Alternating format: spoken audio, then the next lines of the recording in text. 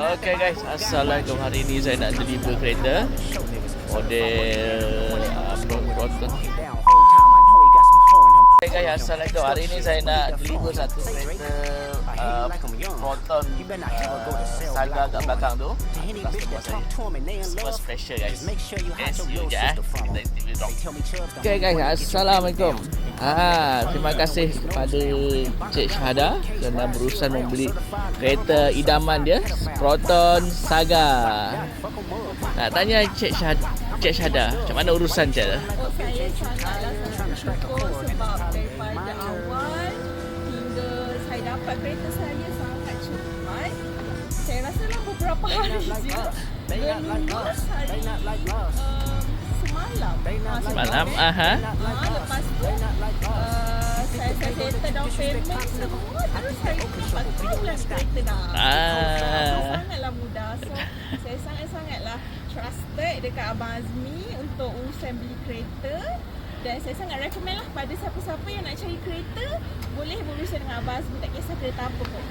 Okay, Cik Syahada dari mana Syahada? Saya daripada Kuantan. Dari Kuantan. So hari ni dia datang ambil kereta dia dekat KL. Ya betul. So je, walaupun saya dekat Kuantan tapi saya berurusan sangat mudah. semua online kan? Ya, semua online je.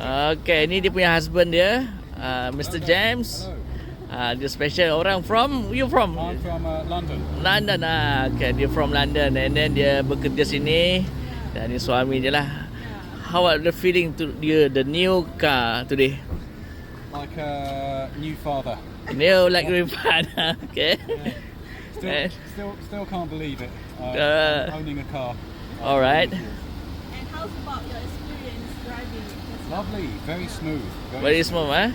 Yeah. Okay. And then, yeah, teruskan. I think they've improved. Alright. I drove a Proton Saga 10 years ago.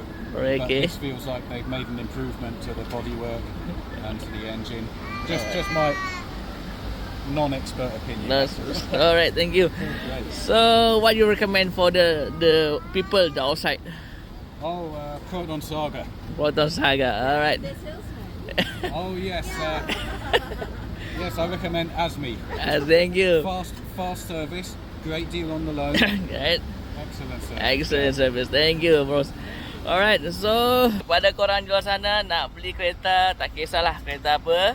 Okay, Proton ke, Pro 2 ke, Recon ke, boleh hubungi saya. So, customer daripada London ada, Kuantan pun ada. Okay guys, see you. Assalamualaikum.